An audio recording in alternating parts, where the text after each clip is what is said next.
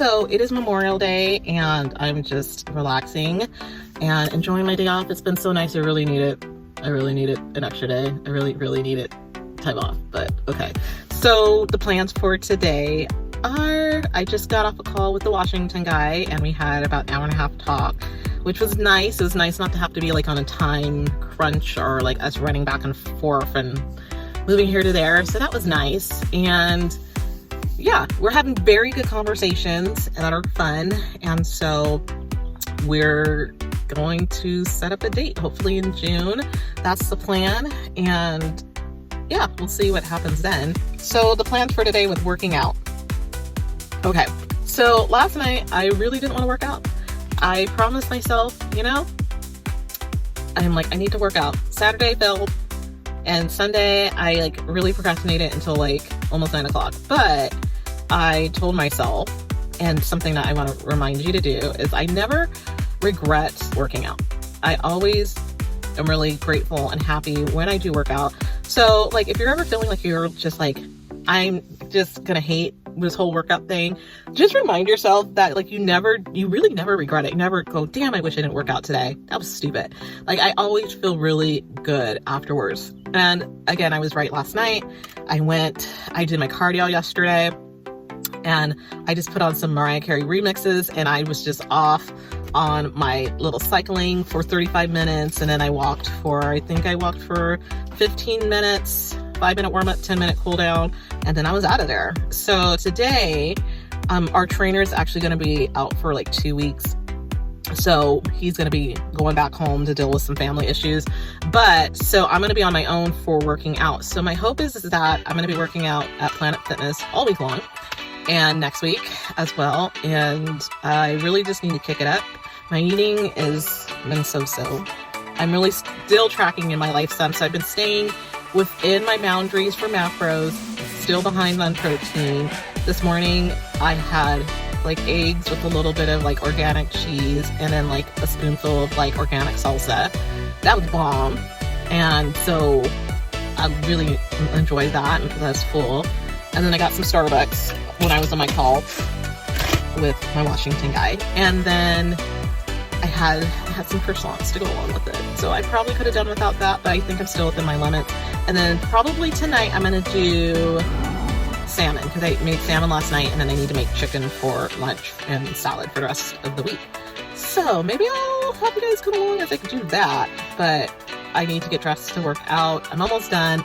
I just got to get my biking shorts on because I'm thinking I'm going to do lifting. I'm going to do some squats and leg stuff.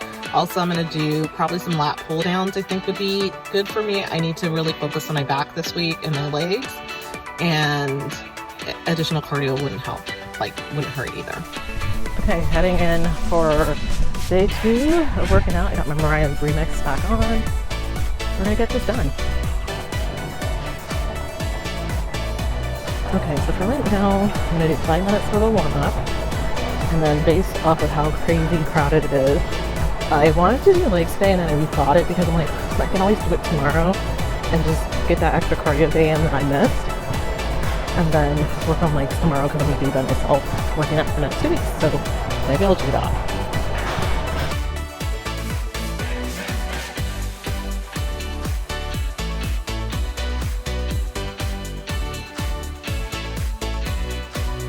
Hey guys, what's up?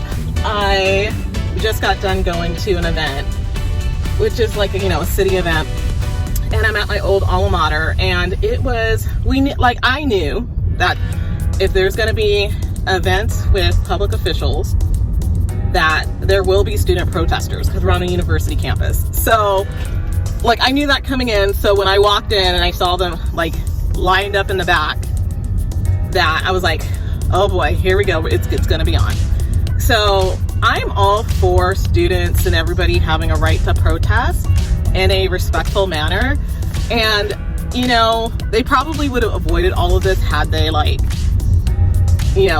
made time to speak with some of these kids at their city council meeting. But they were just like super disruptive, and they even gave them like 3 minutes to speak. They're like, we're giving everybody 3 minutes to do their speech, and we're going to give you guys 3 minutes to say what you guys need to say, and then we just ask for you guys to be respectful during the rest of the ceremony. Well, they got their 3 minutes. The university student who spoke, I thought he did a really great job. There's a lot of people that I'm sure have their own opinions about all the stuff that's happening in the Middle East, myself as well. I thought he did a really good job. It was very eloquent, and I thought he made a good point. But the thing is all of these people are like business people that are at this meeting, and for all of us, we're all on the clock right now. So even if we wanted to have some type of political opinion, like, it wouldn't be appropriate for any of us in the room to say anything. And I felt so bad for the mayor, because they just interrupted her whole speech. Like, this is like her big speech of the year, and she tried really hard to like not let it shake her. But I think after a certain point, when you're like, you just get distracted. Sheriff's department was there. Their hands are tied because freedom of speech, right? But they came to a point where they were just being straight up just disruptive, and they gave them several chances to just be able to just hang out there peacefully. They're like, we're fine having you guys in the room. We gave you guys time to speak. It's fine for you to protest, but please just be respectful of all the different speakers for the day. They didn't listen to that. So eventually, after several attempts of the mayor trying to kind of de-escalate the issue as best as she could, they weren't having it. And, they're asking to make like public comment. Granted, it wasn't really a public event. It was a private event. So it was this big deal. And it was like, it just kind of really disrupted the whole thing. And I really thought, and this is just me personally, if I'm a university student that has an opportunity to speak in a room of over 400 people, I think, and being able to speak eloquently, I feel like that would have been enough. Personally, that would have been me. I would have been like, oh my God, they're letting me speak. I can't believe it. Okay, cool.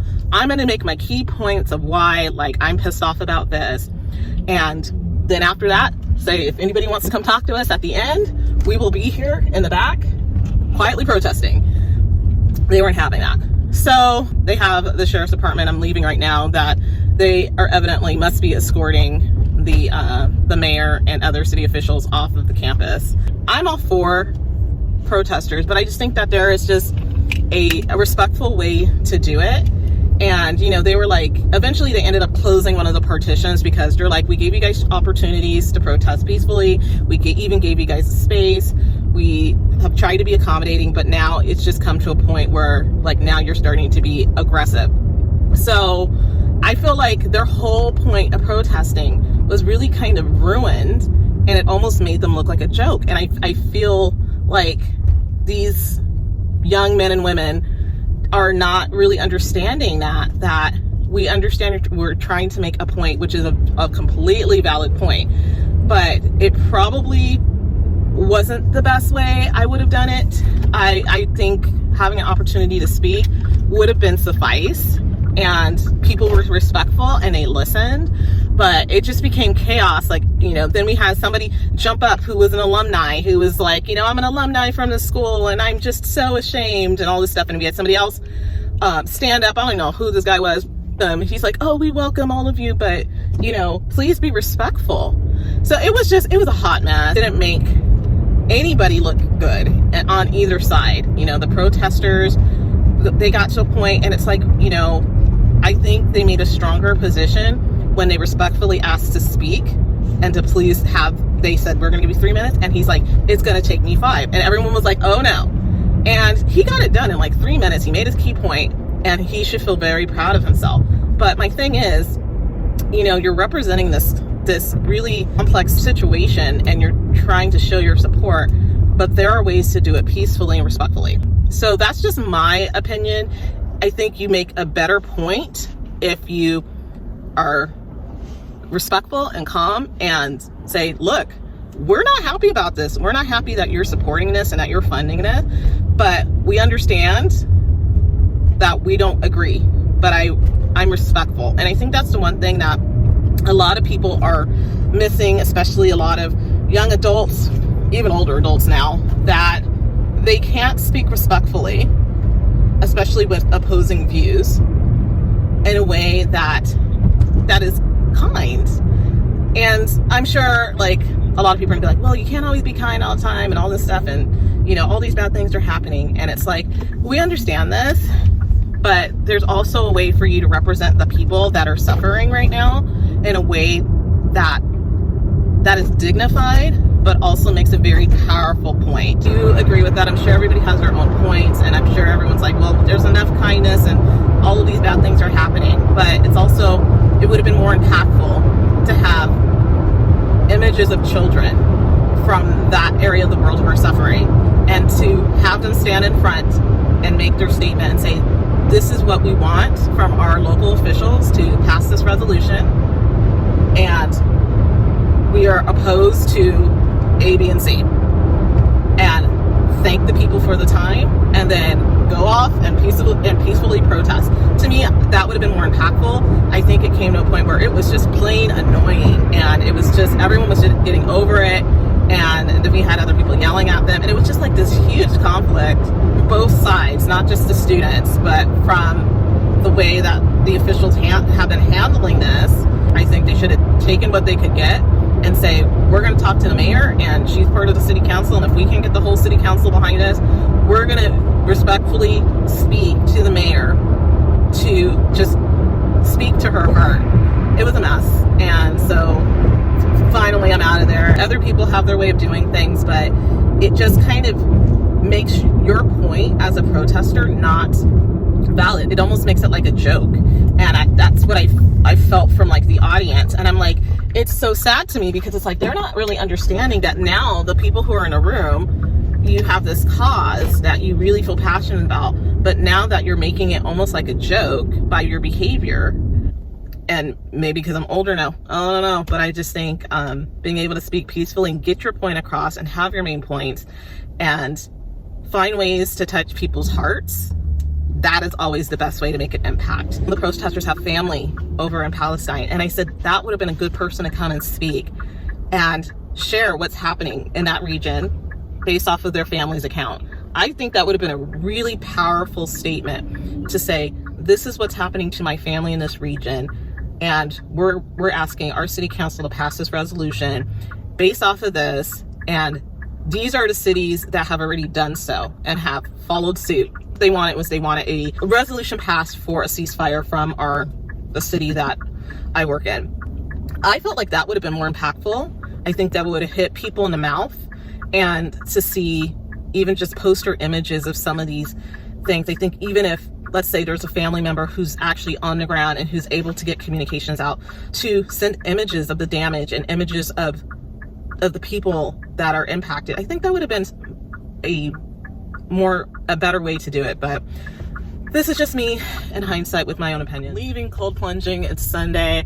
I missed yesterday because I had to do a work event. I had to make up some time today, so I thought about doing 11 minutes, but I felt so good that I was like, I'm gonna sit in here another, I think 5 minutes. I think I did 16 minutes today, and it's a cold day, and unfortunately, since it's such a cold day, I am shivering a lot.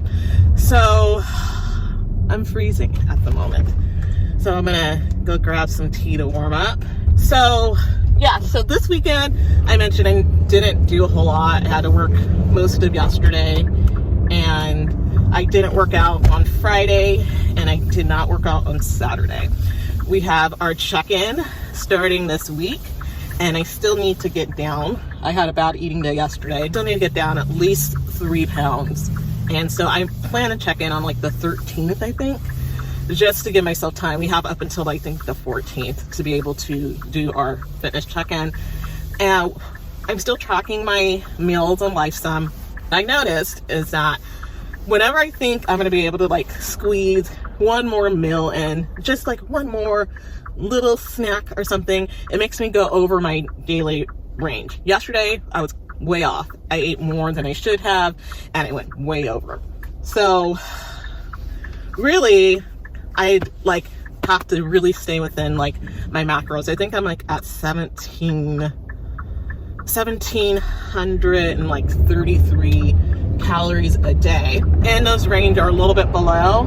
Like my weight was coming down, But when I have bad eating days, a couple days in a row, then kind of all my hard work goes to crap. What I also have noticed about myself is that I tend to self-sabotage. And so I'm like doing really good on my workouts and getting my extra cardio in, but then I'll be undisciplined with my eating habits or eating sweets and sugar. And I was just listening to some guys on a sauna I was like, you're totally bringing my vibe down. They were talking about their fathers who were in ill health and, you know, the way that they ate most of their lives. And I think that's some of the reasons why they're having health challenges right now. And I'm like, oh, that's just a reminder for me to not eat things that inflame my body, because inflammation creates disease in the body. So I'm not supposed to be eating at all. I have been snacking on those things. So I need to get back on track.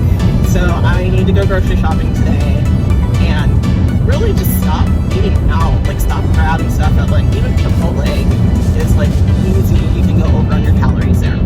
So I just need to like get on board, get back into cooking all of my crap, and then in turn I'm saving even more money. And that's another area where I'm just spending way too much money in my budget on food, and I really need to just cut it out, period. I would save so much more money every month if I would just cook at home and not go grab something. So it's like trying to teach myself how to not self-sabotage when I know I have a goal, I know I can do it, but I'm kind of at this like mental plateau that I've been at for the past few months, where I've just been hanging around the same weight. And I got to like where I was in like 2018, which wasn't like my thinnest, but 2018. Yeah, it wasn't my thinnest, but I was like, okay, at least if I'm at that weight, I know it's possible for me to drop down to my goal weight, which is like 130. For me, that's a healthy weight for me to be able to maintain muscle and to lean out. So I'm not there yet. So I'm really just trying to use that as a gauge. If I can get back down to that weight, then I'm like, okay, well then I know I only have 15 additional pounds to go, and I can totally do that. I just have to be really disciplined, and I have to work out. I have to do strength training and cardio. So I will be going to the gym despite how I feel today. Like, I've been super tired. I ended up going home early on Friday because I had to work on Saturday. So I'm like, okay, I'm going to take some comp time and go home a few minutes early. I ended up telling myself I'm going to take a nap because it's rush hour and I don't want to be at the gym when everybody's there. And then I'll wake up and I'll just go at like 7 or 8. And I slept until like 8:30. And then I was like, I don't even want to go. I want to just eat dinner. And then I ended up eating dinner and I ended up not going. So it's just sticking to my routine. I'm like a creature of habit, like in a lot of ways. Like I hate routine, but I need it. So this week and last week, it's been up to me to go work out. I missed yoga on Thursday because I had another work event. I don't think I worked out Thursday, Friday, and Saturday, actually. So I'm actually like 3 days down, which is really bad. So I have to get back on track. And I think it wouldn't be so bad if I would like not overeat on the days where I don't get to work out. If I were to eat healthy and eat at a deficit, then I would be okay. But I go overboard, and I really need to work on that. So yeah, so that's where I'm struggling right now. It's just getting my mind mentally back into a rhythm of eating well and treating my body right. And then also like financially, that's going to help me out too, because I won't be spending like hundreds of additional dollars outside of my budget by not eating. It would be better if I just carry cash on me. So maybe I need to start doing that again. But yeah, what else is happening in my world this week? Not a whole lot. I've been busting my butt. Last week I worked a lot. Like my boss is out of town for like 3 weeks, and I was busting my booty all week. So yeah, so that's my main thing today. And also like to get back into like reading my book every night and doing like my brain exercises. I have this book of like brain teasers. I need to get back into that because my brain is definitely missing it. Stating update that I think I mentioned that we officially agreed on a date. I'm pretty sure we did, for me and the Washington guy going on a official date, which will be at the end of June. We've actually had to push it back a couple days. We were gonna do the weekend of like the 14th, But then we remembered it was Father's Day and we're like, oh no, we're not doing that. So we ended up pushing it back to the next weekend. And the interesting thing about talking to someone who has a different lifestyle, and he's like, his family has a farm and stuff, is that, you know, he has to plan his life based off of like what's happening in the season. So I got a little education on that of like, this is the time of year when we have to do this, and this is when we have to do this. And this weekend, he goes, this weekend is the weekend that this falls on that we have to do. And I'm like, okay. So that was actually really interesting, and it helps me to understand, like, he's like, you know, this is my life. This has been my life, my whole life. And this is not going to change. And so I asked him, like, we could, number one, I wanted to go hiking, and then number two, I wanted him to cook, because he always says he's like such a great cook and he loves cooking. And so I'm like, okay, well, let's get together and let's cook or something, or you cook me dinner, and that will be fine with me. That should be a fun weekend. I really love the Seattle area, so I'm actually really excited. I've only been there once, but I really enjoyed it the last time I was there. So I know I'll be enjoying going on the outskirts of town. He lives, I think I mentioned, probably like a half an hour from the Canadian border. So I might be visiting. I haven't told her yet. I'm hoping I can meet up with one of our friends from our accountability group, because she doesn't live far from there. I think that would be kind of fun. I'm like, I'm close, so might as well meet for coffee or something. So I'll be hitting up some other friends, and I know somebody else who lives in Washington too, and I'll see if I can catch up with her. But anyway, that's what's going on here for now.